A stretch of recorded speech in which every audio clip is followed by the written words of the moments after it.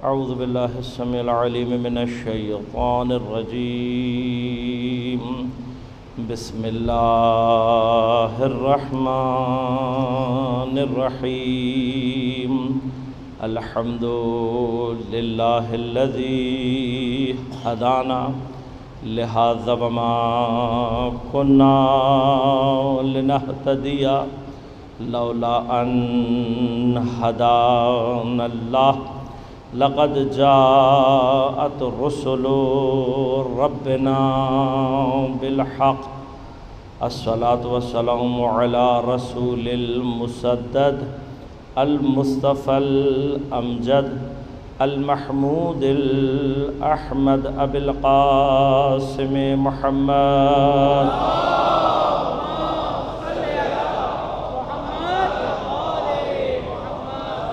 वस्सलातु वस्सलामु अला असदिल्लाहिल गालिब गालिब अला कुल्लि गालिब अली इब्न अबी तालिब।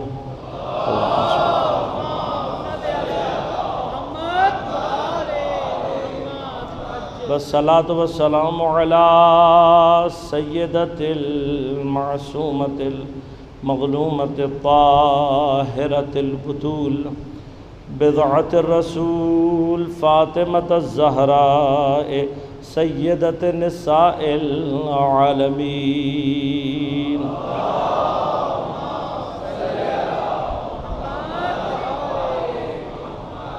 वस्सलातु वस्सलामु अलल हसनिल मुज्तबा वल हुसैनिल मज़लूम व अहले बैतिहि तय्यबीन ताहिरीन अल मासूमीन अल मज़लूमीन अल मुंतजबीन अल मुंतखबीन व लअनतुल्लाहि अला अअदाइहिम अजमईन।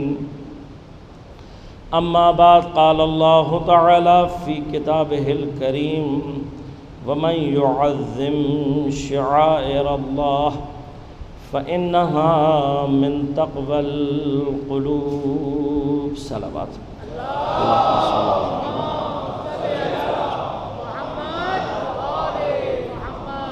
मोमिनीन कराम, सामिन मोहतरम, अज़ीज़ान किराम क़द्र, मक़सद करबला और हमारी ज़िम्मेदारियों के उन्वान से आज हम अपनी 7वीं गुफ्तगू में दाखिल हो रहे हैं। मैंने कोशिश की गुज़िश्ता अबहास में आपकी खिदमत में शायर का माना पेश कर सकूं, और मैंने अर्ज़ किया आपकी खिदमत में कि शायर का लफ्ज़ शायरा से निकला है, जमा है शायरा की, और ख़ुद शायरा शऊर से ताल्लुक़ रखता है। वो चीज़ जो किसी भी शय की अज़मत और जलालत को मालूमात की सतह से निकाल कर शऊर की मंजिलों में दाखिल कर दे, बाइस बने इस चीज़ का कि मैं किसी ज़ात की अज़मत को, किसी ज़ात की बुज़ुर्गी को, उसकी जलालत को शऊरी एतबार से दर्क कर सकूं। ये मरहला शायरा यानी शायर इलाही का है। अब खुदा ने अपने शायर की तंजीम ऐसी रखी है कि शायर एक मामूली सी शय होता है, लेकिन अपने ज़माने के बेहतरीन अफराद से मंसूब होता है। इस निस्बत की कैफियत यह है कि अपने ज़माने के बेहतरीन अफराद परवरदिगार के हुजूर एक क़ुरबानी इस अंदाज से पेश करते हैं कि अगर उसे अक़्ल इंसानी के मेयार पर परखने की कोशिश की जाए तो अक़्ल की परवाज़ में कोताही आ सकती है, लेकिन उस मकाम क़ुरबानी को दर्क करना आसान काम नहीं है। लिहाजा हज़रत इब्राहीम के मरहले में भी जो काम, जो मरहला, जो क़ुरबानी इब्राहीम देने जा रहे हैं, अगर मैं उसे आम इंसानी अक़्ल में और उसके मेयार के मुताबिक दर्क करना चाहूँ तो इब्राहीम गोया अपने बीवी और बच्चों को हलाकत के हवाले कर रहे हैं। ये कौन सी इंसानियत है, ये कौन सी अक्ल है कि जो बूढ़े बाप से जवान बेटे को ज़िबह करवा रही है। लेकिन मकाम क्या है? अब देखिए, वैसे ही जिस जगह पर इंसानी अक्ल मुअत्तल हो रही हो, इंसानी अक्ल के सामने रखिए इन वाक़यात को, तो अक्ल तातील हो जाती है। अक्ल कहती है ये बिल्कुल भी ठीक नहीं है, किसी भी हवाले से ठीक नहीं है।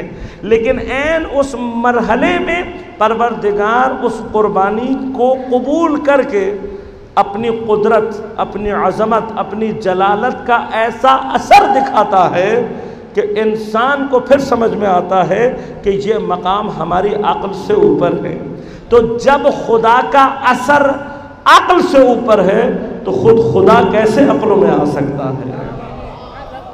उसका एक आम असर, उसका एक आम अता, उसकी एक आम सी कैफियत है। मैं आपको चैलेंज करता हूँ, आप पूरी दुनिया में जाकर किसी अक्ल के तराजू से नन्हे बच्चे की एड़ियों की रगड़ से चश्मे को उबाल कर दिखा दीजिए। छुरी के नीचे से इस्माइल को हटाकर पलक झपकने में उसकी जगह जानवर ले आइए। है कोई अक्ल का कोई तराजू? लेकिन यही मकाम हमें क्या समझा रहा है कि कोई इतना बाअज़मत खुदा है कि जो जब कुर्बानियों को कबूल करता है तो ऐसा असर अता करता है। अब अगर मरहला तय करके मैं इब्राहीम से फ़ख्र इब्राहीम तक पहुँचा हूँ तो फिर करबला को इसी तरीके से पहचानने की ज़रूरत है। करबला को जिसने ज़ाहिर से देखने की कोशिश की तो उसे करबला समझ में नहीं आई। करबला को अक्ल की आंखों से नहीं, दिल के तराजू में जाकर देखो। ये देखो हुसैन कुर्बानी किसके हुजूर लेकर जा रहा है, और फिर जब वो हुसैन की कुर्बानी को कबूल करेगा तो फिर होता क्या है? कायनात में करबला का सबसे बड़ा मोजज़ा ये है कि करबला ने जाहिलियत की उस बर्फ़ को तोड़ा है कि जिसको गुज़िश्ता तारीख़ में सिवाय खुदा की खुदाई के कोई और नहीं तोड़ सका था। जाहिलियत की उस मकाम पर कि जहाँ पर नबूवत के पैर, मैंने मिसाल दी थी कि जाहिलियत अगर अपना सर उठाए तो मूसा जैसा नबी उसे कोई नबी साबित नहीं कर सकता। अगर जादूगर एक दफ़ा जाहिल अवाम ने उसे जादूगर समझ लिया तो फिर उसे नबी कोई साबित नहीं कर सकता। जिस मकाम पर जनाब मूसा के कदम लरज़ रहे हैं, हुसैन ने उस मकाम पर जाकर कुर्बानी दी है। और अब कुर्बानी का असर क्या है? तूले तारीख़ में करबला ने जहाँ कहीं भी शऊर मांगा है, इंसानियत ने, करबला ने उसे शऊर अता किया है। अब अल्लाह ये कहता है कि जब मकाम शाइर इतना बाअज़मत है तो फिर अब इसकी ताज़ीम करो। वमन युअज़्ज़िम शाइर अल्लाह। ताज़ीम क्या है? ताज़ीम किसे कहते हैं? अगर मैं गुफ्तगू को फैलाना चाहूँ तो गुफ्तगू बहुत है, इसलिए मैं ज़्यादा आपके अज़हान आलिया पर अब इससे ज़्यादा वज़न नहीं डालूँगा, लेकिन इशारा करना मेरा भी हक़ बनता है, थोड़ा सा आपके जहनों में बात रह जाए। ताज़ीम से क्या मुराद है? अगर मैं यहाँ पर किसी भी बच्चे से पूछूँ, एक इजमाली माना हर एक के जहन में होंगे। ताज़ीम यानी किसी को बड़ा समझना, किसी का एहतराम। आज़मा बड़े से है, अज़ीम, अज़ीम क्या होता है? बड़ा होता है। सुब्हान रब्बी अल अज़ीम, हमारा परवरदिगार क्या है? बहुत बाअज़मत है। अज़मत से क्या मुराद है? बड़ाई। अरबी में 7 मादे ऐसे हैं कि जिनका माना बड़ाई है। कितने? 7 मादे। आज़मा जिससे अजीम और ताज़ीम है, इसका मतलब बड़ा। उलूव जिससे अली और आला है, उसका माना है बड़ा। आरजा इसका माना है बुलंदी। कबरा जिससे किबरियाई, कबीर, अकबर, इसका माना क्या है? बड़ा। इसी मादे से सादा बुलंद मकाम, रक़ा तरक्की। तरक्की का मतलब तो तकरीबन हर आदमी को मालूम होगा। तरक्की करके इंसान कहाँ जाता है? ऊंचे मकाम पर जाता है। इसका माना भी क्या है? इसका माना भी वही, बड़ा, ऊंचा। तो फिर इनके दरमियान में फ़र्क क्या है? अल्लाह ने अज़मत का ही माना क्यों इंतखाब, लफ्ज़ अज़मा क्यों इस्तेमाल किया? क्यों अल्लाह ने कहा कि इनके लिए, इनके मुकाबले पर मसलन किबरियाई, इनकी किबरियाई को तस्लीम करो? क्यों अल्लाह ने नहीं कहा कि इनको आला समझो? क्यों अल्लाह ने नहीं कहा कि इनके लिए मकाम उरूज है? क्यों अल्लाह ने नहीं कहा कि इनके लिए मकाम सऊद है? क्यों नहीं अल्लाह ने कहा रफ़ीउद दराजात, परवरदिगार दराजात को बुलंद करने वाला है? तो यहाँ पर अल्लाह ने रफ़ा का मादा क्यों नहीं इस्तेमाल किया? ये बहस है, लेकिन मैं इसकी बहस की गहराई में हरगिज़ नहीं जाऊँगा। इंशाअल्लाह कभी खुदा ने तौफीक दी और मेराज पर जब मैंने गुफ्तगू की तब आपकी खिदमत में अर्ज़ करूँगा। अभी यहाँ पर एक आसान से मतलब समझ लीजिए कि बाज़ औक़ात अल्फाज के माना को समझा जाता है बेअज़दादहा, तुअरफ़ुल अशिया बेअज़दादहा, चीज़ों को उनके ज़िद से बाज़ औक़ात समझा जाता है। शय ख़ुद समझ में ना आ रही हो तो फिर क्या किया जाता है? उसकी ज़िद को देखा जाता है, उसके ऑपोजिट को देखा जाता है, ऑपोजिट के ज़रिए से माना की कैफियत को दर्क किया जाता है। लिहाजा कबरा बड़ा है, लेकिन जब तक माना सगीर समझ में नहीं आता, असगर समझ में नहीं आता, तब तक किबरियाई का फ़र्क बाकियों से नहीं होता। इसी तरह से सादा बुलंदी है, सऊद उसके मुकाबले पर रका तरक्की भी बुलंदी है। दोनों में फ़र्क क्या है? अज़दाद से। सादा के मुकाबले पर हुबूत है, तरक्की के मुकाबले पर नुज़ूल है। अब इन दोनों में क्या फ़र्क है? अपनी जगह पर एक मुफस्सल बहस। सिर्फ एक बात की तरफ इशारा करूँगा ताकि मतलब आपके जहन में रहे एज अ क्वेश्चन, फिर इंशाअल्लाह कभी इस पर बहस करेंगे। इन तमाम मादों की ज़िद मौजूद है सिवाय एक मादे के। अरबी में एक मादा इनमें से ऐसा है जिसकी ज़िद नहीं है। वो कौन सा मादा है? आराजा। आराजा से जो मुराद ली जाए, लफ्ज़ आपको मैं जैसे ही बोलूँगा फ़ौरन आपको समझ में आ जाएगा कि आराजा उरूज का लफ्ज़ इस्तेमाल होता है एक। दूसरा जो मारूफ लफ्ज़ इससे निकलता है वो कहलाता है मेराज। अब लफ्ज़ मेराज आपका बारहा सुना हुआ है, बारहा सुना हुआ है। पैगंबर की मेराज, नमाज, मोमिन की मेराज, बारहा सुना हुआ है आपने। लेकिन जो बात आज मैं आपकी खिदमत में पहुंचाने जा रहा हूं, मुझे तकरीबन उम्मीद है कि इससे पहले आपने कभी नहीं सुनी होगी। वो बात यह है अज़ीज़ान मन कि आराजा का मादे, आराजा का जो माद, इसका ज़िद नहीं है, इसकी ऑपोजिट नहीं है, इस्तेमाल ही नहीं हो सकती। क्यों? वजह क्या है? वजह यह है कि अरब ये कहते हैं कि आराजा के अंदर जो बुलंदी है वो ऐसी बुलंदी है जिसके लिए पस्ती का तसव्वुर ना हो।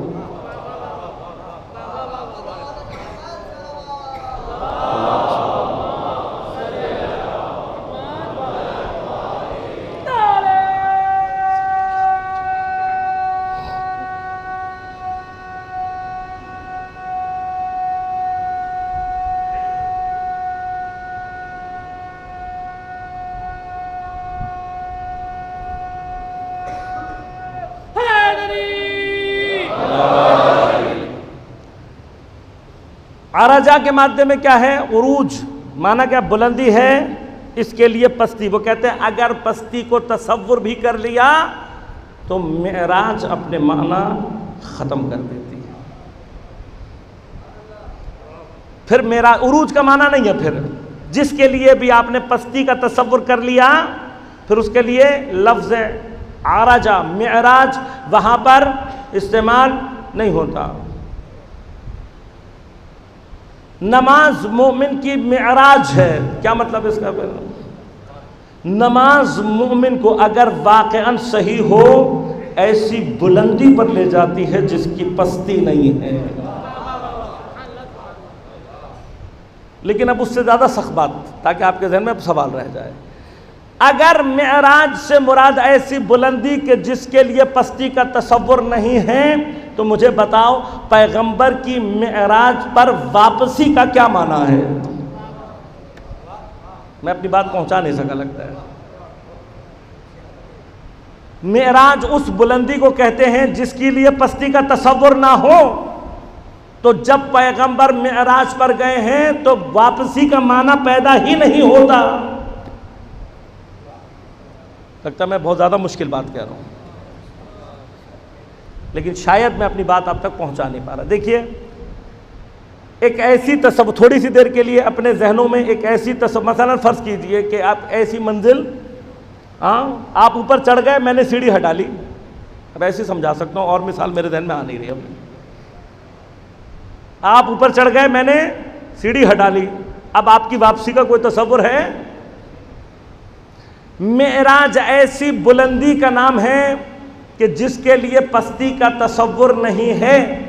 तो अगर पैगंबर मेराज पर गए हैं तो सिर्फ मकाम उरूज बयान होना चाहिए, वापसी माना नहीं रखती। तो इसका मतलब यह हुआ कि जाना और आना मेराज नहीं है। अब मैं समझा नहीं पा रहा शायद आप। देखिए, एक पैगंबर का सफर है, ये जो आना और जाना है इसका ताल्लुक सफर से है, मेराज से नहीं है। मेराज पर जब चले गए तो फिर मेराज पर रह गए। तो अब सवाल यह है कि अल्लाह ने मेराज पर बुलाया, इसका मतलब मकाम नबूवत, मकाम ख़त्म मुरसलीन के बाद एक मरहला ऐसा बाकी है कि जहां पर पहुंचने के बाद बुलंदी तो है, पस्ती का कोई तस्वुर नहीं है। तो कोई मकाम ऐसा होना चाहिए ना कि जहां पर पैगंबर को पहुंचाकर मेराज दे दी, तो जब मेराज दे दी तो बस फिर पैगंबर वही हैं। उस मकाम का नाम मेराज है। तो अब अल्लाह ने उस रात में कौन सा मकाम दिया? असल सवाल ये है। अब ये तो फिर इंशाल्लाह जब कभी मेराज पर गुफ्तगू करूंगा तब आपको समझाऊंगा कि मेराज है क्या। मेराज सिर्फ आने जाने का नाम नहीं है, मेराज कुछ चीज़ों को देखने का नाम नहीं है, मेराज खुद एक बुलंदी का नाम है जिससे के लिए पस्ती का तस्वुर मुमकिन ही नहीं है।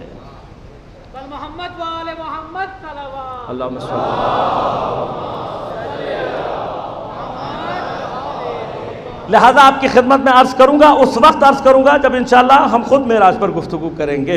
अब अल्लाह ने अज़मत का, ताज़ीम का क्यों कहा?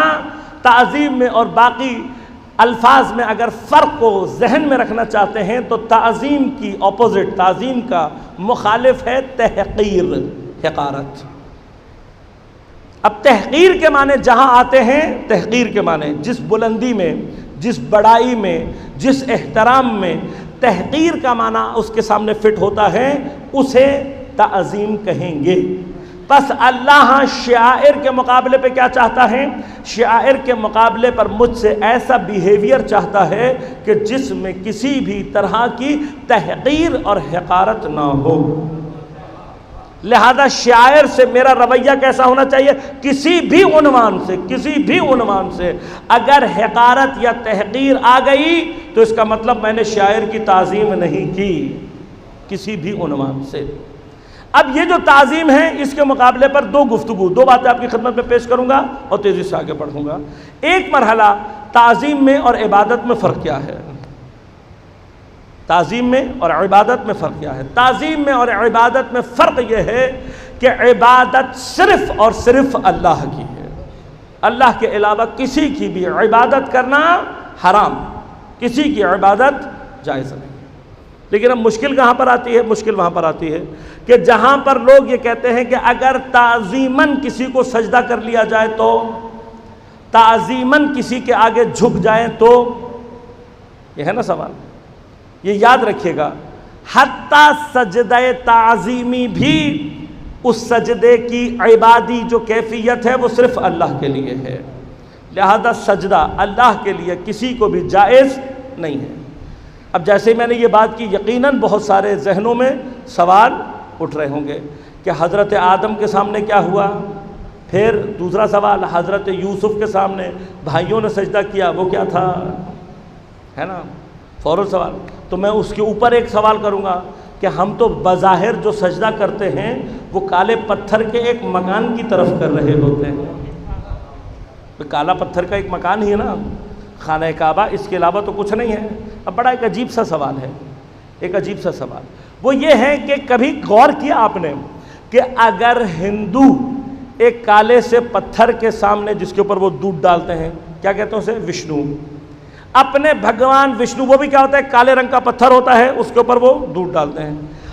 हिंदू अगर काले पत्थर को सजदा करे तो काफिर, मैं अगर काले पत्थर को सजदा करूं तो मोमिन। तो फर्क कहां पर है? वो काले पत्थर के सामने सजदा कर रहा है तो काफिर, ऐन उसी हालत में का, मैं काले पत्थर के सामने सजदा कर रहा हूं तो मोमिन। तो फर्क कहां पर है? दो फर्क है। पहला फर्क यह है अज़ीज़ान मन कि हम काले पत्थर को सजदा नहीं करते, को खाने काबा को सजदा नहीं किया जाता, खाने काबा की तरफ सजदा किया जाता है। अब जिसके भी जहन में यह कि मैं काबा को सजदा कर रहा हूं तो वो करेक्शन कर ले, क्योंकि ये कुफ्र है। खाने काबा सिर्फ सजदे की डायरेक्शन को मुअय्यन करता है। यही बात शैतान की समझ में नहीं आ रही थी। आदम को सजदा कराने का मतलब आदम को मसजूद बनाना नहीं था, मसजूद सिर्फ परवरदिगार है, आदम सिर्फ डायरेक्शन ऑफ सजदा था।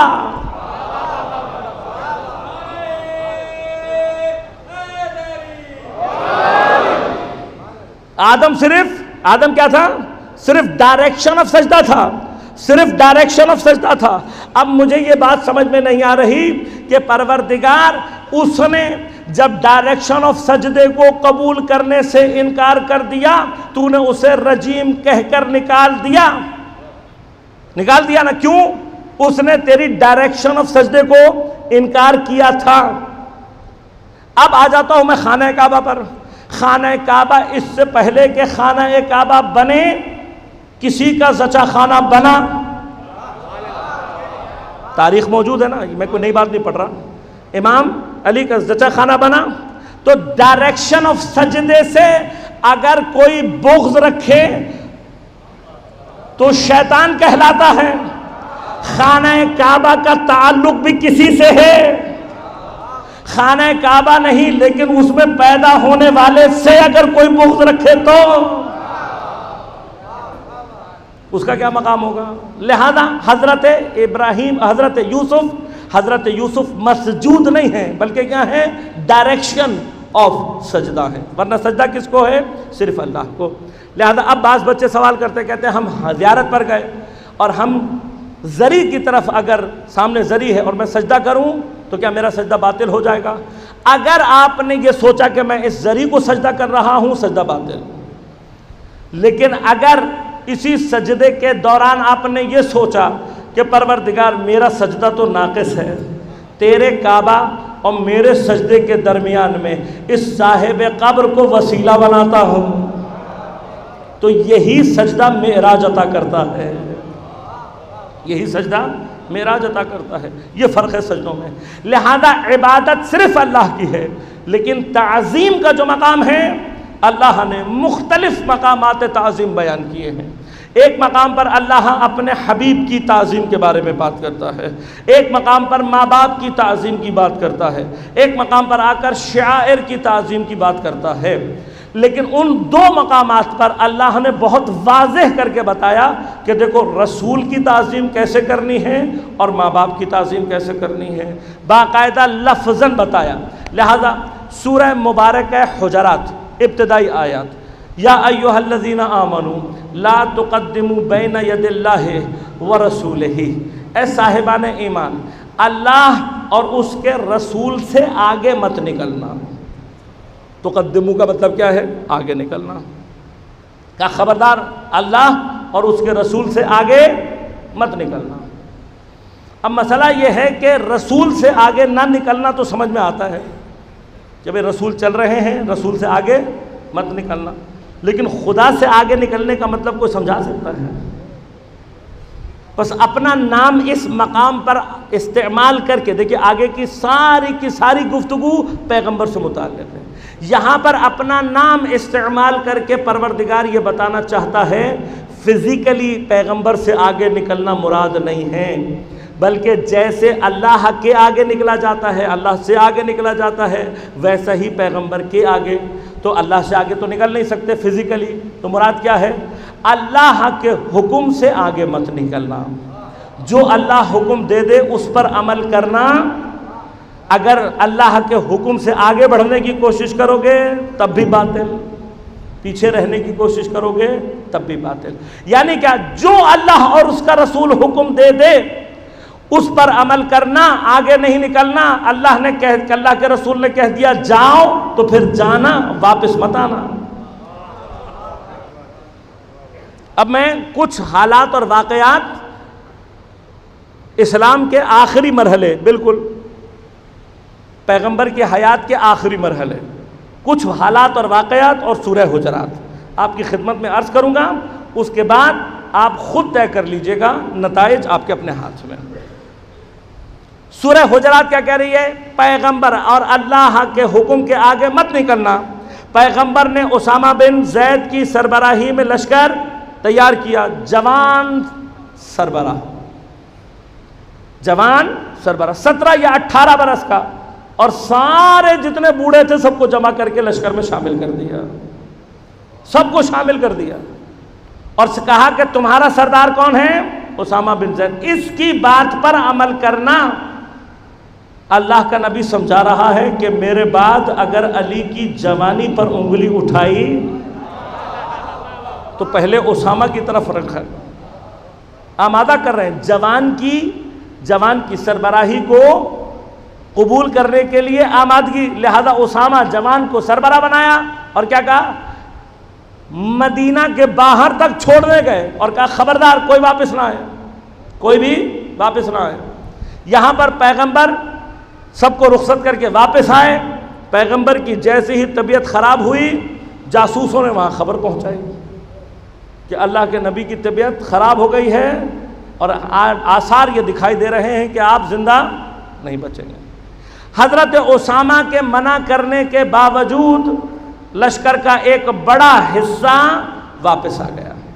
अब जो वापस आया उसने अल्लाह और उसके रसूल के हुक्म के आगे बात चला। अब आ गए, आने के बाद पैगंबर के कमरे में आ गए, जमा हो गए, इज्तिहाम कर लिया। तो पैगंबर देखकर गज़बनाक, मैं सही बुखारी जाकर पढ़ लीजिएगा, अगर तारीखी रेफरेंस किसी को भी चाहिए, तारीखी रेफरेंस बता रहा हूँ, सही बुखारी में ये सारे वाक़यात लिखे हुए हैं, सारे वाक़ और ऐसे ही लिखे हुए हैं इंशाअल्लाह। जैसे ही पैगंबर के पास आए तो पैगंबर गज़बनाक हो गए। पैगंबर ने कहा जब मैंने तुमसे कहा था कि वापस मत आना तो वापस क्यों आए हो? अब बातें होने लगी। जब बातें होने लगी तो पैगंबर ने कहा कोई बात नहीं, कागज़ और कलम लेकर आओ, मैं तुम्हें वो लिख कर दे दूं कि जो तुम्हें कभी गुमराह नहीं होने देगा। अब जैसे ही पैगंबर ने कागज़ और कलम मांगा, तो अब अगर पैगंबर ने कागज़ और कलम मांगा तो जो हुजरे में था उसके लिए कागज़ और कलम लाना वाजिब हुआ या नहीं? और अगर किसी ने नहीं ला कर दिया तो सब ने अल्लाह और उसके रसूल की हुक्म की मुखालफत की। उसके बाद सूरह मुबारक हुजरात कहता है कि वला तरफउ अस्वातकुम फौक़ सौतिन नबी, और देखो अपनी आवाज़ को पैगंबर की आवाज़ से ऊपर मत लेकर जाना, अपनी आवाज़ को पैगंबर की आवाज़ से ऊपर मत लेकर जाना। वला तजहरू लहू बिलकौल का जहर बाज़कुम बिबाज़, और देखो पैगंबर को उस बदतमीज़ी से मत बुलाना जैसा तुम एक दूसरे को बुलाया करते हो। पैगंबर के लिए वो अल्फाज इस्तेमाल मत करना, उस तरह के लफ्ज़ मत इस्तेमाल करना जैसे तुम एक दूसरे को बुलाते हो। क्यों? अगर तुमने ये काम किए, अल्लाह और उसके नबी का हुक्म नहीं माना, तुम्हारी आवाज़ पैगंबर की आवाज़ से ऊपर गई, तुमने पैगंबर को बदतमीज़ी से पुकारा, ये तीनों काम किए या इनमें से कोई एक काम भी किया, अंतहबत अमालुकुम, तुम्हारे सारे आमाल ज़ाया हो जाएंगे, व अंतुम ला तशउरून, और तुम्हें पता भी नहीं चलेगा। अब मेरा आपसे एक दो सवाल और। पहला, जब सारे आमाल ज़ाया हो जाएंगे तो सारी नमाजें ज़ाया, जब सारे आमाल ज़ाया तो सारी ज़कात, रोज़ा, हज वगैरह वगैरह सब ज़ाया। ईमान लाना अमल है या नहीं? कलमा पढ़ना अमल है या नहीं? देखिए अल्लाह ताला कह रहे अन तहबिता अमालुकुम, तुम्हारे सारे अमाल ज़ाया हो जाएंगे। अगर ईमान लाना अमल है तो ज़ाया, कलमा पढ़ना अगर अमल है तो ज़ाया। जिसका कलमा ज़ाया हो जाए उसे क्या कहते हैं? उसे क्या कहते हैं? दीन की डिक्शनरी में उसे कहते हैं काफिर। उसे क्या कहते हैं? काफिर। अब क्या हुआ, जब पैगंबर ने कहा और कोई नहीं लेकर आया, तो एक आदमी कहने लगा कि मत पैगंबर का नौजुबिल्लाह मिन ज़ालिक नक़ल कुफ्र कुफ्र नबाशत, इनका दिमाग काम नहीं कर रहा। मैं बहुत सादे लफ्ज़ बोल रहा हूँ इसलिए कि मैं तौहीन रिसालत नहीं कर सकता। काश तौहीन रिसालत वाले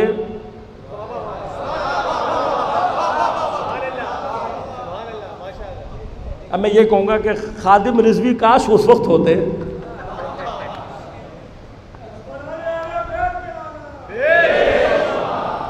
ये किबला उस वक्त होते तो फिर बताते किसकी सिरी और किसके पाए। तौहीन रिसालत का केस हो रहा है, मुसलमान खामोश है। अब क्या हुआ, जब पैगंबर से बदतमीजी भी हो गई तो पैगंबर ने फिर भी ये कहा कि चलो मैं तुम्हें ज़बानी बता देता हूँ।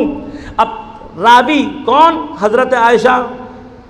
बुखारी कह रहे हैं कि सबसे नज़दीक हज़रत के आप थीं, आपने बोलना शुरू किया, आधी हदीस सुनी लोगों ने, आधी नहीं सुनी। तो पूछा बाद में कि हज़रत आयशा से, भाई सबसे नज़दीक आप थीं, बाकी आधी हदीस आप सुना दें। उन्होंने कहा भाई इतना शोर हो रहा था कि पैगंबर की आवाज़ मुझे सुनाई नहीं दी। तो जब हज़रत को सुनाई नहीं दी, इसका मतलब क्या हुआ? सबकी आवाज़ पैगंबर की आवाज़ से ऊपर। अब कुरान क्या कह रहा है? अन तहबता अमालुकुम, तुम्हारे सारे के सारे अमाल ज़ाया हो जाएंगे। अब अमाल जब सबके ज़ाया हो गए तो कलमा ज़ाया, ईमान ज़ाया। जिसका ईमान पैगंबर की हयात में ज़ाया हो जाए उसे काफिर कहते हैं, सहाबी नहीं कहते।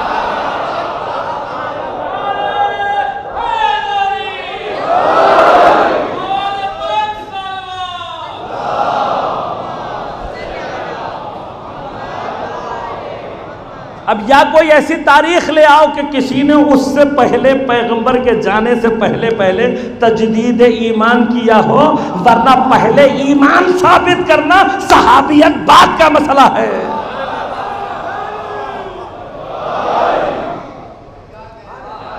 तो तारीख पढ़ना तो सीखो, तारीख को हल तो करना सीखो। अब मरहला क्या? ताज़ीम। इसके बाद फौरन अल्लाह ने फरमाया इन्नल्लज़ीना यग़ुज़्ज़ूना अस्वातहुम इंद रसूलिल्लाह, देखो जो लोग अपनी आवाज़ों को पैगंबर के सामने दबा कर रखते हैं, उलाइकल्लज़ीना इम्तहनल्लाहु क़ुलूबहुम लित्तक़वा, यही वो लोग हैं कि अल्लाह ने इनके क़ुलूब का इम्तिहान लिया हुआ है तक़वा से। बस जो पैगंबर के सामने ऐसे एहतराम करे उसी के दिल का इम्तिहान अल्लाह ने लिया हुआ है तक़वा से।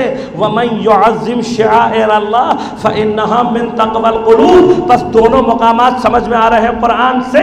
मेरे पास अगर पैगंबर की ज़ात ना हो कि मैं जिसके सामने अपनी आवाज़ को दबा कर दिल का तक़वा पेश कर सकूँ, तो फिर मुझे शआइर की ताज़ीम को सीखने की ज़रूरत है, इसलिए कि शआइर की ताज़ीम मुझे उसी मंजिल पर पहुंचा सकती है। पैगंबर की अगर जात नहीं है तब भी शायर की ताज़ीम मुझे उसी मंजिल पर पहुंचा सकती है। लेकिन परवरदिगार, ये पैगंबर के सामने आवाज़ को दबाना ये कोई मुश्किल काम है, ये मुश्किल काम है। यकीनन मैं अभी अगर यहाँ पर पूरे मजमे में किसी से भी कहूँगा वो कहेंगे भाई ये तो कोई काम ही नहीं। यकीनन पैगंबर हमारे सामने हो तो मजाल है कि हमारी आवाज़ ऊपर हो जाए, ऐसा ही है। इतना आसान होता तो अल्लाह मकाम इम्तिहान करार ना देता। इसलिए कि ये अभी हमारा तसव्वुर है, अभी जब मैं बोलना शुरू करूँगा खुद ब खुद खुलना शुरू हो जाएगा। देखिए, पैगंबर के हुक्म के आगे आवाज़ नहीं उठनी चाहिए, ऐसा ही है ना। पैगंबर के हुक्म के आगे आवाज़ नहीं उठनी चाहिए, पैगंबर के सामने आवाज़ तेज़ नहीं होनी चाहिए। तो पैगंबर ने ही और कुरान ने ही कहा कि तुम्हारे माँ बाप की विलायत तुम्हारे ऊपर है। और देखो, अब देखें, माँ बाप के लिए कौन सा मकाम है अल्लाह ने बयान किया?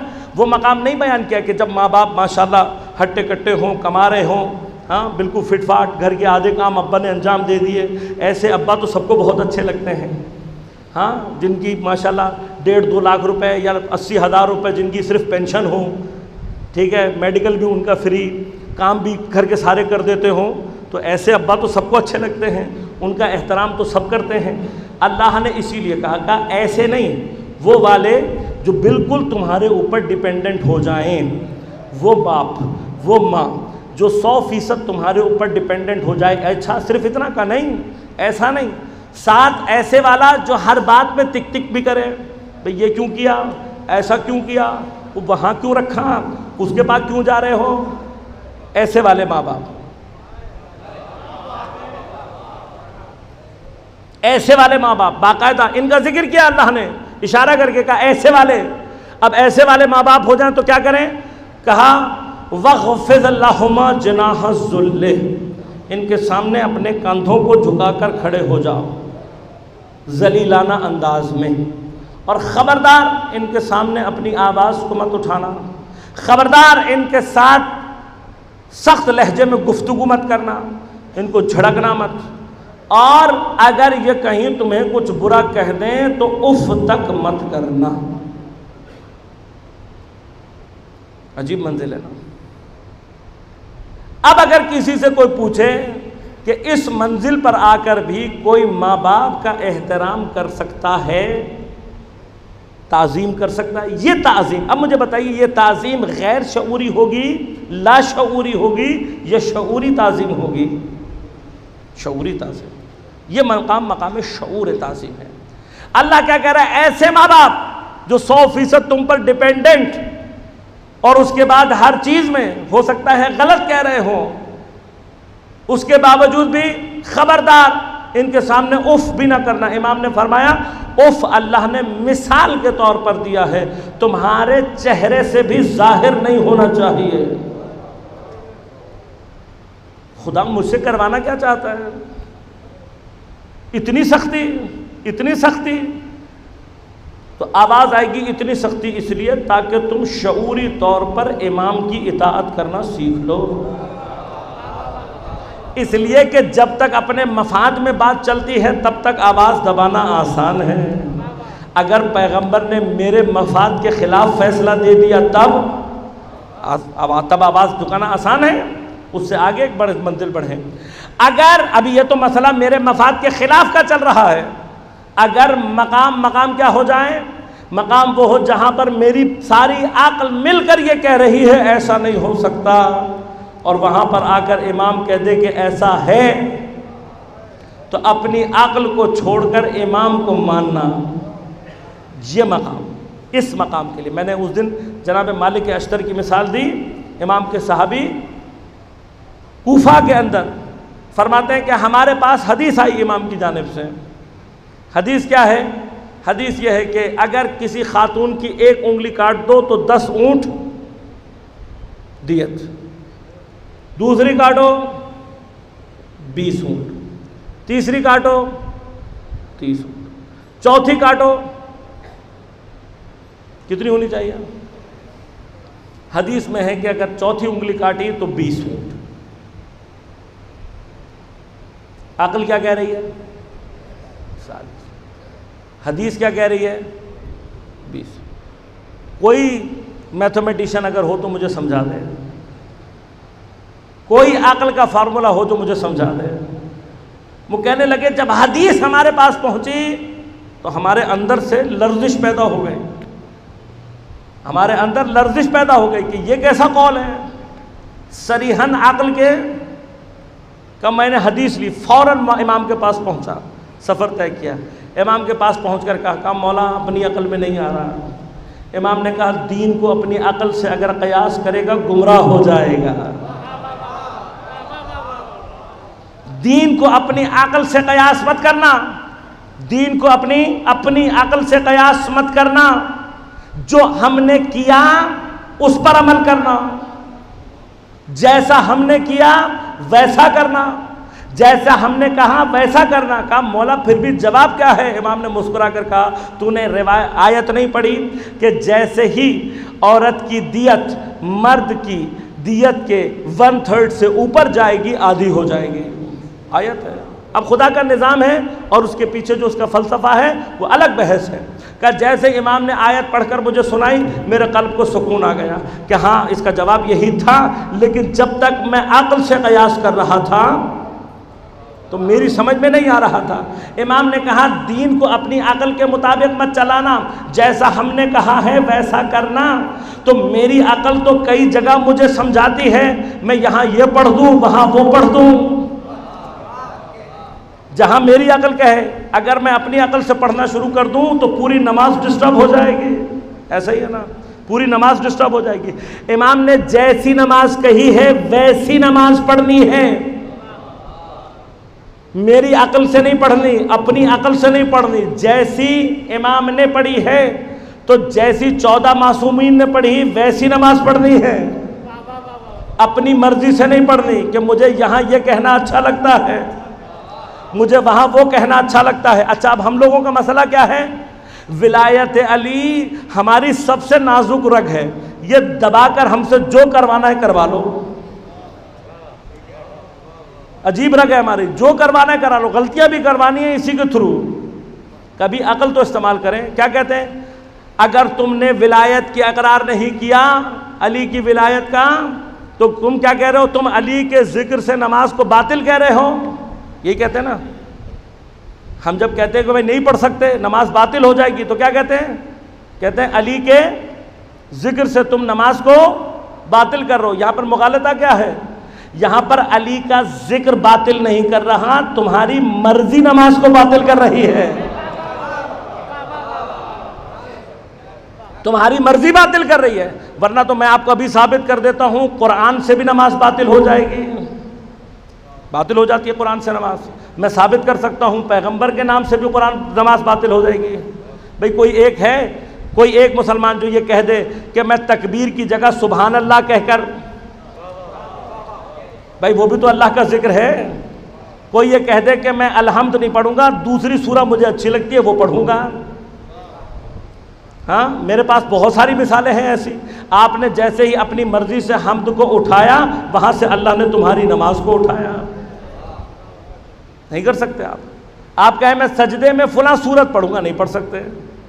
अब ये सजदे में फुला सूरत से नमाज बातिल इसलिए नहीं हो रही कि कुरान की वजह से नमाज बातिल है, बल्कि किस वजह से बातिल है? मेरी मर्जी की वजह से बातिल है। तो दीन में जहां अपनी मर्जी लेकर आओगे वहीं पर दीन बातिल होना शुरू हो जाएगा। अपनी मर्जी नहीं, अपनी मर्जी। शैतान का भी प्रॉब्लम क्या था? शैतान का प्रॉब्लम भी यही था, वो कहता था अपनी मर्जी से सजदा करूंगा। अल्लाह ने कहा अपनी मर्जी से नहीं, मेरी मर्जी से सजदा होगा। लिहाजा अज़ीज़ान मन, शऊरी ताज़ीम, वालिदैन के सामने अल्लाह कैसी ताज़ीम चाहता है? शऊरी ताज़ीम। लिहाजा मेरा हर जवान ख़ास तौर पर अपने जहन में बैठा ले, जो माँ बाप की इताअत नहीं कर सकता वो कभी भी इमाम का मुती नहीं हो सकता, कभी भी इमाम का मुती नहीं हो सकता। अब इस दरमियान माँ बाप, बहुत सारे लोग हैं कि उनके पास माँ बाप दुनिया से चले जाते हैं, तो अब मैं क्या करूं कि मेरे दिल में इताअत इमाम का जज्बा आए? इसी मकाम के लिए अल्लाह ने अपने शायर को करार दिया है। लेकिन अब मेरा सवाल आपसे सिर्फ ये है कि शायर की कौन सी ताज़ीम? यकीनन अल्लाह जो शायर की ताज़ीम चाहता है वो शऊरी ताज़ीम चाहता है, लाशऊरी ताज़ीम नहीं चाहता। शऊरी और लाशऊरी में क्या फ़र्क होता है? लाशऊरी हर वो काम है जो आप सोचे समझे बगैर अंजाम दे देते हैं, सोचे समझे बगैर। इतनी आपको आदत हो जाती है कि फिर आप सोचते नहीं हैं, फटाफट अंजाम दे देते हैं। ऐसी ताज़ीम शायर की नहीं चाहिए, ऐसी नहीं चाहिए। कैसी चाहिए? शऊरी ताज़ीम, शऊरी ताज़ीम। जब तक शऊर नहीं आएगा ताज़ीम नहीं होगी। अब ये शऊरी ताज़ीम कैसे करूं? सफ़ा और मरवा पे जाकर क्या सफ़ा और मरवा को चूमूंगा ताज़ीम हो जाएगी? कुर्बानी का जानवर लाकर उसको सजाऊंगा ताज़ीम हो जाएगी? सजाकर इसके नीचे से 2-4 मरतबा गुजरूंगा ताज़ीम हो जाएगी? इसको चूमता रहूं ताज़ीम हो जाएगी? कैसे करूं ताज़ीम? देखिए, चूमना ताज़ीम हो सकती है लेकिन शऊरी ताज़ीम नहीं है। शऊरी ताज़ीम क्या है? शऊरी ताज़ीम यह है कि अगर मैं सफ़ा और मरवा की ताज़ीम करना चाहता हूँ, मुझे सफ़ा और मरवा की अंदर होने वाली दास्तान का हदफ और मकसद समझ में आना चाहिए। शऊरी तौर पर अगर मैं उस मकसद को समझ रहा हूँ तो मैं सफ़ा और मरवा की ताज़ीम कर रहा हूँ।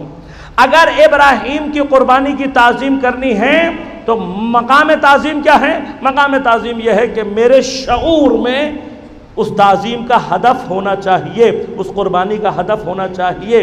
लिहाजा अब अगर करबला के शायर की ताज़ीम करना चाहते हो तो जुलजना करबला का शायर है, लेकिन ताज़ीम चूमने में नहीं है, ताज़ीम उसके नीचे से गुजरने में नहीं है, बल्कि ताज़ीम यह है कि उसकी वफादारी से मुझे हुसैन से वफादारी का दर्स सीखना है। अगर अलम करबला का शायर है तो अलम को चूमने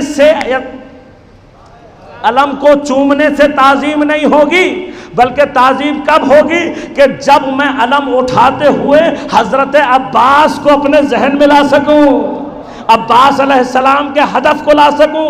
तो मैंने उस दिन भी बताया था, मेरा मौला ये कह रहा है कि मेरे हाथ कट जाएं तब भी मैं दीन की हिमायत से हाथ नहीं उठाऊंगा। तो अगर अलम उठाने वाले को ना अब्बास याद रहे ना उनका हदफ याद रहे तो जितना बड़ा अलम लगा लो।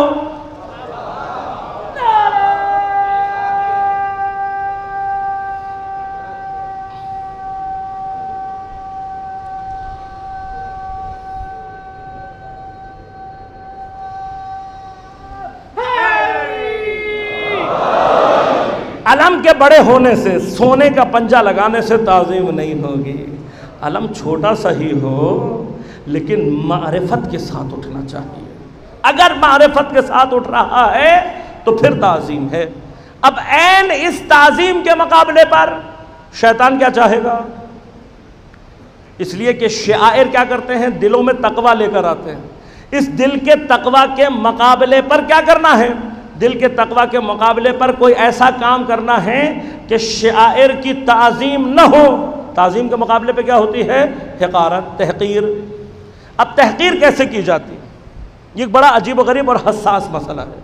खुदा के लिए इस पर तवज्जो करें, इसलिए कि शैतान जब चाल चलता है तो बड़ी अजीब चाल चलता है।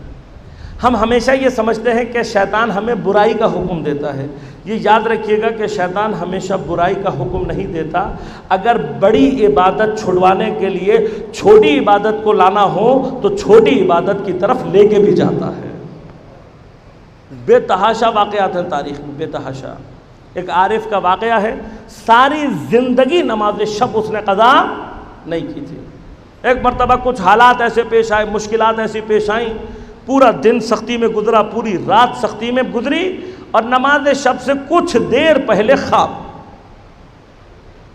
और इतना गहरा ख्वाब कि नमाज का वक्त गुजर रहा है और ये बेदार नहीं हो पा रहा। इतने में उसने महसूस किया कि किसी ने उसको बहुत ज़ोर से झटक कर उठाया, लात मार के किसी ने ज़ोर से उठाया। इतनी ज़ोर की लात थी कि बिलबिला कर उठा, और जब बिलबिला कर उठा उसने कहा जल्दी नमाज पढ़, नमाज कज़ा हो रही है। अब जब इसने देखा वाक़या नमाज शब कज़ा, और पूरी ज़िंदगी जिसने नमाज शब पढ़ी, जल्दी से छलांग लगाई, वज़ू किया, फटाफट नमाज पढ़ी। नमाज ख़त्म हुई, मगरिब के वो फजर के वक्त आ गया, फजर की नमाज़ पढ़ी। अब फजर की नमाज़ पढ़ने के बाद जब फारिग हुआ तो देखा वो जो बैठा हुआ है साथ में उठाने वाला, उसके पास गया, कहा भाई बहुत शुक्रिया आपका, बहुत शुक्रिया, आपने मुझे नमाज के लिए उठाया। कहा शुक्रिया करने की ज़रूरत नहीं है। कहा क्यों? कहा तुझे मालूम नहीं है मैं कौन हूँ। कहा आप कौन हैं? कहा मैं इब्लीस हूँ, शैतान हूँ। कहा मुझे कैसे यकीन आ जाए? शैतान का काम तो नमाज से दूर ले जाना है। तुमने तो मुझे उठाया, मेरे ऊपर एहसान किया, मेरी सारी ज़िंदगी की मेहनत अकारत हो जाती, आज मेरी नमाज शब कज़ा हो जाती। कहने लगा बेवकूफ़, मैं जानता हूँ अगर गलती से तेरी आज की ये नमाज, तेरी अपनी मर्ज़ी से तो नहीं थी, तू थका हुआ था, गलती से तेरी नमाज कज़ा होती, तू सुबह उठने के बाद इतना गिरिया करता, इतना गिरिया करता, इतना गिरिया करता कि जितना तुझे इस नमाज के छूटने की वजह से नुकसान पहुंचा है उससे कई गुना ज़्यादा सवाब तेरा गिरिया तुझे दिला देता। जितना नुकसान तेरा यहाँ नहीं हुआ उतना गिरिया तुझे अल्लाह से नजदीक कर देता, मेरे लिए वो ज्यादा सख्त है इसलिए तुझे उठा दिया। ये होता है, शैतान करता है। अब शैतान जब ये अमल करता है तो शैतान, ये याद रखिएगा कि शैतान के रास्ते को हमेशा बुराइयों में मत तलाश करना। शैतान हमेशा बुराई के रास्ते, मेरे पास बहुत सारे वाक़यात हैं, दुश्मन शनासी उन्वान इंशाल्लाह रहा तो तफसील से अर्ज करूंगा कि शैतान करता क्या क्या है। अल्लाहुम्मा सल्ली।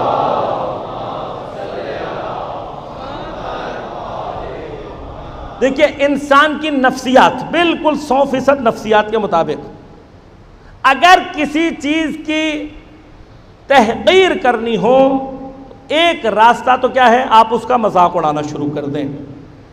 मजाक का हिस्सा जैसे ही चीज बनेगी, उसकी मकाम अजमत खुद ब खुद कम होना शुरू हो जाएगी।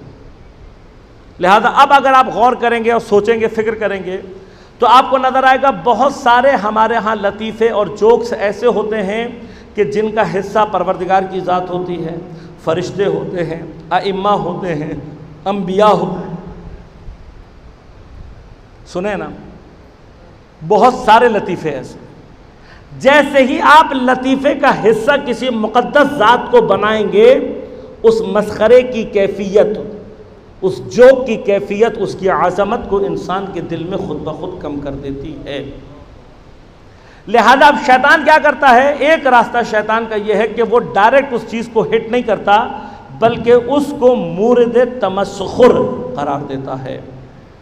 अल्लाह चाहता है कि हज़रत इब्राहीम की कुर्बानी की आज़मत लोगों के दिलों में हो। ऐन उस वक्त में शैतान अपना सबसे मजबूत हथियार मीडिया, अब आप देखें कुर्बानी के अय्याम में मीडिया के ऊपर, चाहे वो सोशल मीडिया हो, चाहे वो टीवी हो, आप देखेंगे जो भी जोक आ रहा है, जो भी मजाक आ रहा है, जो भी कॉमेडी बन रही है, उसका मरकज़ क्या है, कुर्बानी। जब आपने कुर्बानी का मजाक उड़ाना शुरू किया तो वो जो कुर्बानी की अज़मत है वो खुद ब खुद ख़त्म होना शुरू हो जाएगी। ऐन माह मुबारक के रमज़ान में जितने भी जोक तैयार होंगे, जितने भी मजाक तैयार होंगे, उनका ताल्लुक़ किससे होगा, रोज़े से। जब आप रोज़े का मजाक उड़ाएंगे, रोज़े की अज़मत खुद ब खुद आपके दिल में ख़त्म होना। यही काम वो करबला के मुक़द्दसात के साथ भी करता है। बाज़ मकामात पर करबला के बाज़ मुक़द्दसात को इस्तेमाल करता है।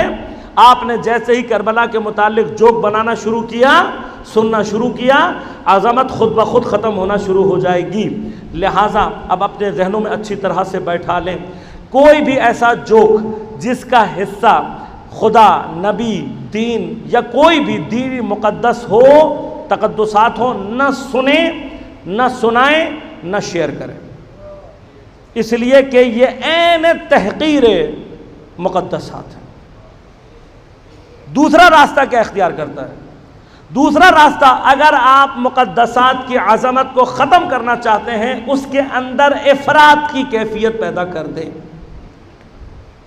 इफ़रात, एक्सेस, ज़्यादती कर दें। जब आप ज़्यादती करेंगे, नतीजा क्या निकलेगा, उसका जो तक़द्दुस है वो ख़त्म होना शुरू हो जाएगा। अब हम बग़ैर सोचे समझे क्या गलतियाँ करते हैं, उसका आप अंदाज़ा अपने ही शहर में लगा लें। आपने देखा होगा, नोट भी क्या होगा, कई जगहों पर होता है, कई मकामात पर होता है, जब कहीं किसी जगह पर एक ज़ियारत अगर बरामद हो, एक अलम बरामद हो, तो आप उसकी अज़मत को खुद नोट करेंगे। अब आपने क्या किया, आपने 200 अलम निकाल लिए। एक ताबूत उठता है, कभी जाएं, अब कितने ताबूत मशहूर हैं, खैरपुर में ताबूत मशहूर है, लाहौर में ताबूत मशहूर है, ऐसा लगता है जैसे सरों के ऊपर से जा रहा है। क्यों? इसलिए कि एक है। आपने क्या किया, आपने जज्बात में आगे कहा मैं कल से 72 निकालूंगा। क़िबला, ये मोहब्बत नहीं है, दुश्मनी है तक़द्दुसात के साथ, इसलिए कि ताबूत सिर्फ शबी है। एक उठाने का मतलब सबके उठाना है, एक उठाने का मतलब सबके उठाना है। अब 72 का नतीजा क्या निकला, 72 का नतीजा निकला मैं खड़ा हुआ। अब हालांकि ये वाली ताज़ीम मकसूद नहीं है, ये ताज़ीम मकसूद नहीं है, लेकिन इसका मकाम भी क्या है, मैंने एक को चूमा, दूसरे को चूमा, पांचवें को चूमा, छठे पे फिर मैंने दूर से यूं यूं करना शुरू किया। 20वां 15वां गुजरा तो फिर मैंने दूर से ऐसे ऐसे करना शुरू कर दिया। 30वां 40वां गुजरा तो फिर मैंने सर के इशारे से करना शुरू कर दिया।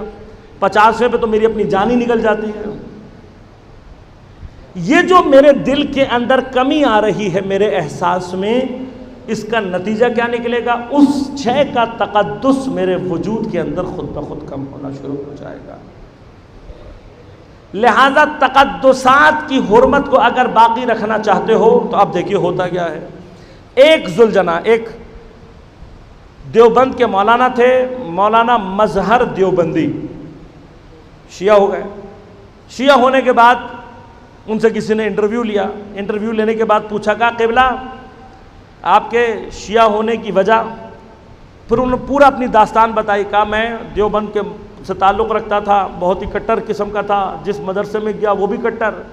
फिर मैंने ख़ास तौर पर शियों से मनाजरे का जो इल्म है वो हासिल किया का, और शियों की नफ़रत मेरे दिल में भर गई।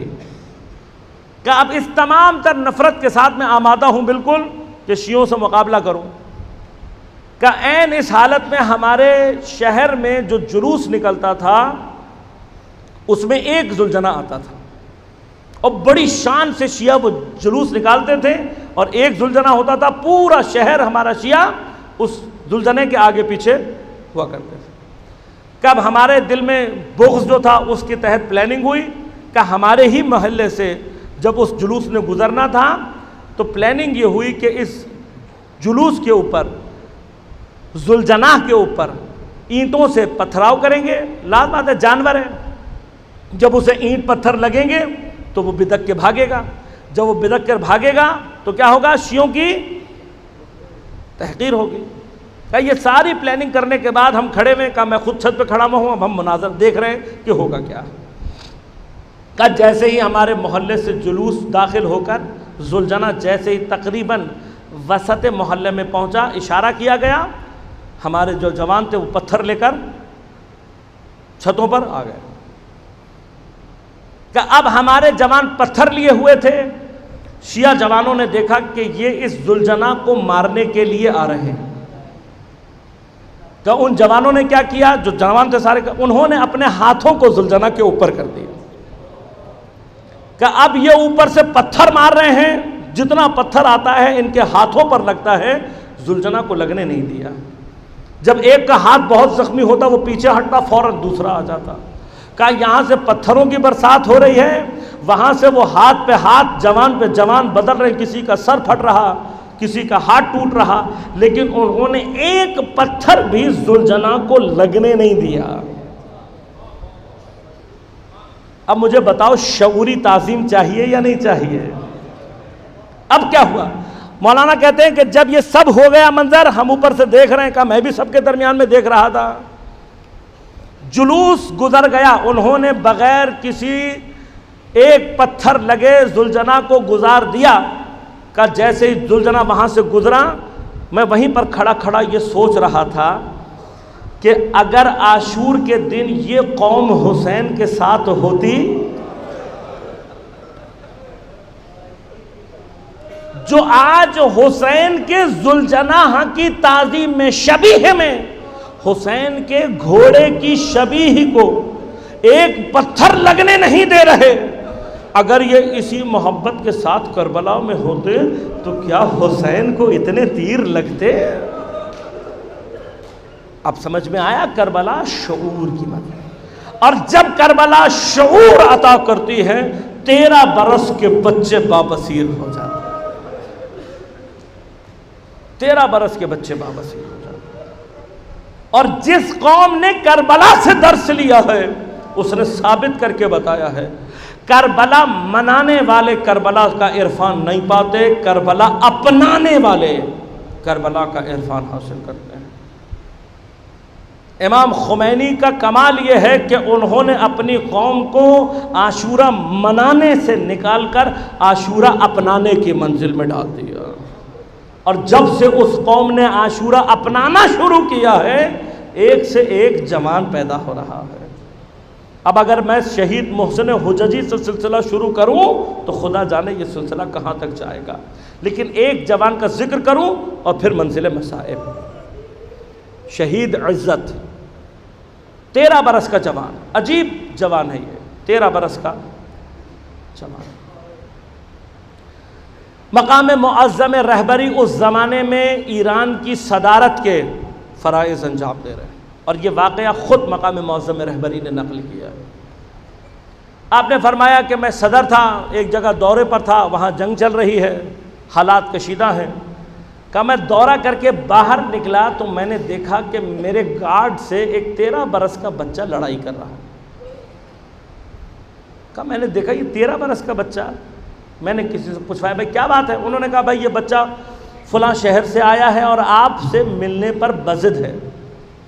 रहबर कहते हैं मैंने सोचा एक 13 बरस के बच्चे को मुझसे क्या काम हो सकता है। तो मेरे जहन में यही आया कोई पर्सनल प्रॉब्लम होगी, सख्त प्रॉब्लम होगी, मुझसे शेयर करना चाहता है। कहा मैंने इशारा किया आने दो। कहा अब जब मेरे सामने आके खड़ा हुआ मुल्क के सदर के सामने, तो अजीब सी उसके ऊपर उबूहत तारी हो गई, ज़बान में लड़खड़ाहट। कहा जब उसने सलाम किया तो मुझे अंदाज़ा हो गया ये किस इलाके का रहने वाला है। कहते मैंने उसकी मादरी ज़बान में उससे गुफ्तगू करना शुरू की, और मादरी ज़बान में मैंने उससे उसका हाल अहवाल लिया। का जब मादरी ज़बान सुनी तो थोड़ा सा उसको मानूसियत पैदा हो, करार आ गया।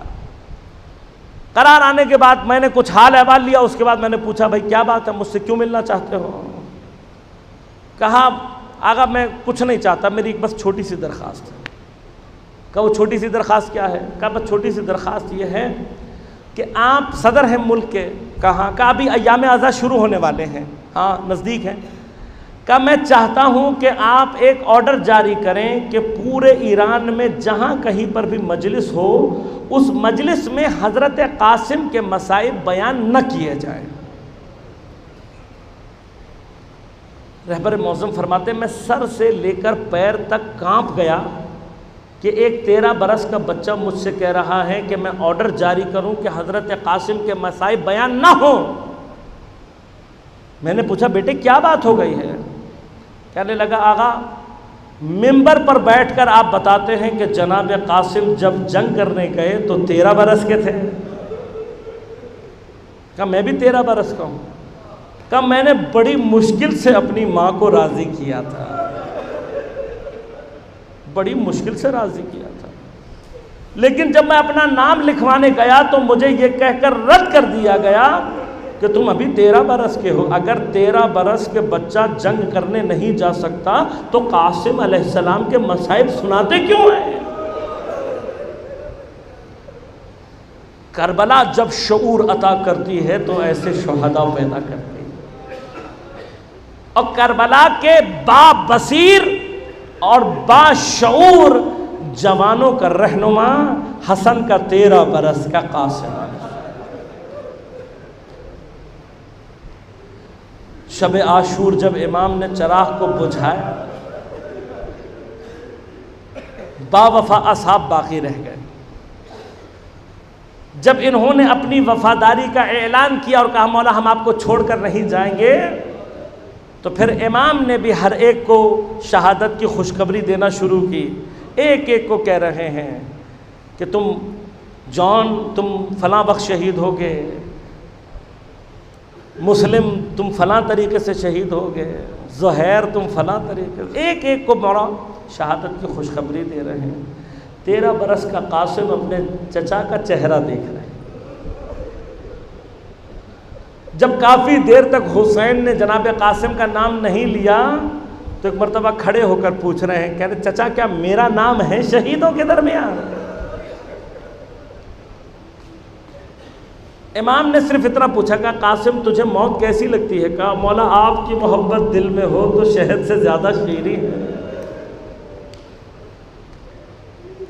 अज़ादारों, मक्तल में जो मैंने पढ़ा है, इमाम यकीनन अपने बच्चों से बहुत मोहब्बत करते हैं, अपने भाइयों से बहुत मोहब्बत करते हैं, लेकिन जैसी मोहब्बत इमाम को जनाब कासिम से थी, ऐसी मोहब्बत मुझे करबला में इमाम हुसैन की किसी से दिखाई नहीं। कुछ वजूहात, एक वजह यह है कि हज़रत कासिम बिल्कुल इमाम हसन की शबीह थे। और इमाम को जब भी इमाम हसन याद आते थे कासिम के चेहरे की जियारत कर लिया करते थे।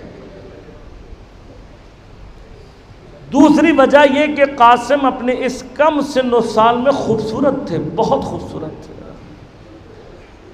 कितने खूबसूरत, कोई इतना खूबसूरत हो कि दुश्मन भी उसकी तारीफ करे। उमर साद के लश्कर का एक सिपाही बाद में जब हालात को रकम करवा रहा था, बता रहा था, तो उसने कहा कि जब हमने देखा हुसैन के लश्कर से एक 13 बरस का जवान आया, लड़का सा, तो हम हैरान हुए। हमने कहा ये लड़का कौन है? चेहरे पर नकाब लगा हुआ है। तो किसी ने पूछा तुम कौन हो? कहा जैसे ही अपना तारुफ कराने से पहले उस जवान ने अपना नकाब चेहरे से उल्टा, खुदा की कसम ऐसा लग रहा था जैसे चांद जमीन पर उतर आया।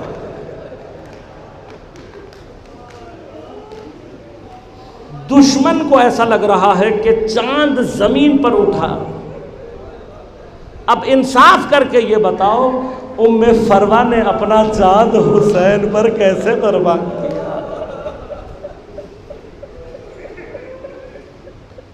इसी मोहब्बत की वजह से बार बार जनाब कासिम आते हैं, हुसैन कुछ न कुछ कहकर टाल देते हैं।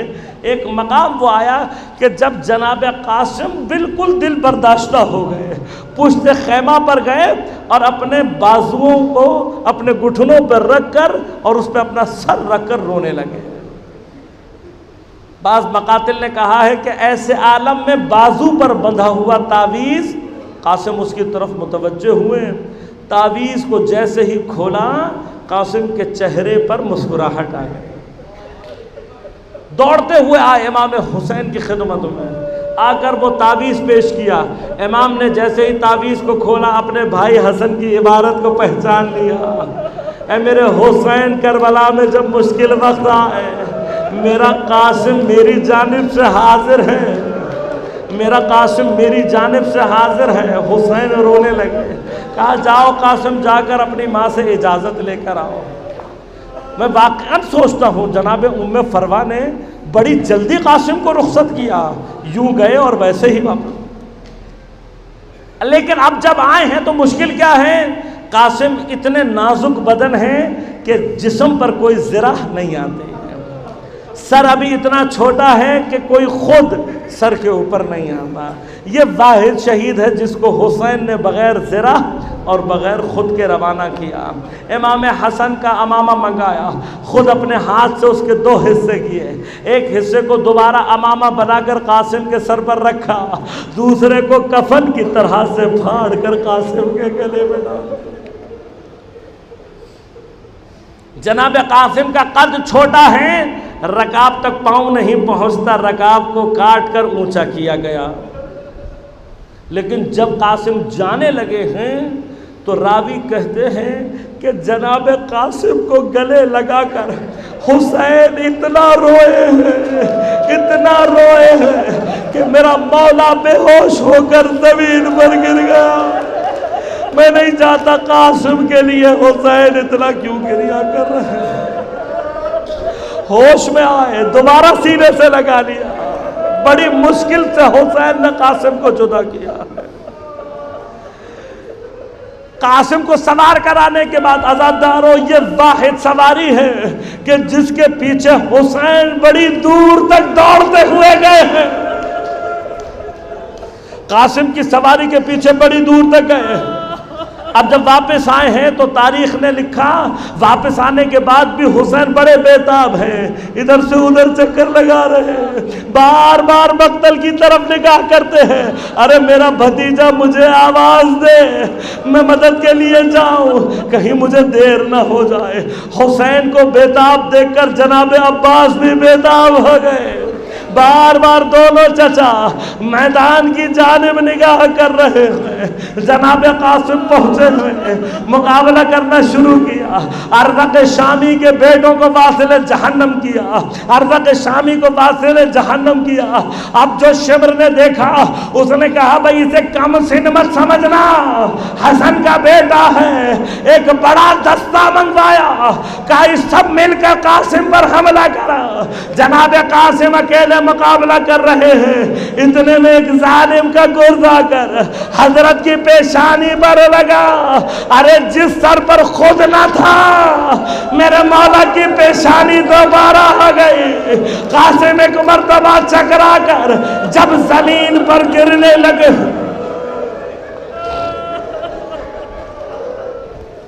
हाँ ज़ादारो, करबला की तारीख ये कहती है कि जो भी गिरा उसने हुसैन को सलाम किया है, लेकिन कासिम वाहिद शहीद है जिसने गिरते हुए सलाम नहीं किया बल्कि आवाज लगाई, कहा या अम्मू अदरिकनी, ऐ मेरे चचा मेरी मदद को दौड़ो। अब ये जो चचा की आवाज का आना था, एक तरफ से हुसैन ने हमला किया, दूसरी तरफ से अब्बास ने हमला किया। अरे फौज में भगदड़ मच गई।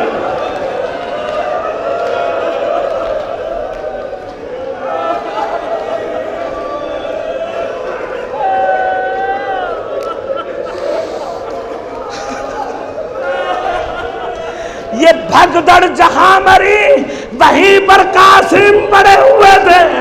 अरे नाजुक सा बदन था मौला का। काजी शूस्तरी अलैहि रहमा लिखते हैं, कहते हैं किसी ने हुसैन को एक से ज्यादा दफा आवाज नहीं दी, मगर कासिम ने हुसैन को कई मर्तबा पुकारा, कई मर्तबा पुकारा। कहा जब भी कासिम के नाजुक से बदन पर घोड़े का सुम लगता था, कासिम तड़प कर आवाज देते थे, या मुअद्रिकनी, या मुअद्रिकनी। मुझे नहीं पता कासिम ने कितनी मर्तबा हुसैन को बुलाया, नहीं पता मुझे कितनी मर्तबा बुलाया, लेकिन रावी लिखता है जैसे ही हुसैन कासिम के नजदीक पहुंचे, दूर से कासिम को देखकर अपने आप को घोड़े से गिरा दिया। घुटनियों के बल चलते हुए तेजी से कासिम के सिराहने पहुंचे। अब जो कासिम के बदन पर निगाह डाली, अरे मेरा मौला एड़ियां रगड़ रहा था। हुसैन ने एक मर्तबा अपने रुखसार को कासिम के रुखसार पर रखा। अजीब जुमला है, मक्तल ने लिखा, हुसैन ने अपना रुखसार कासिम के रुखसार पर रख दिया। आंखों से आंसू बहना शुरू हो गए। उसके बाद कहा, ऐ मेरे भतीजे हुसैन को माफ कर देना, हुसैन को तुझ तक पहुंचने में अरे बहुत देर हो गई। कितनी देर हुई? अब जो कासिम की बगल में डालकर हुसैन खड़े होना चाहते थे, तो वो कासिम जिसका पैर रकाब में नहीं आता था, अब कासिम का पैर जमीन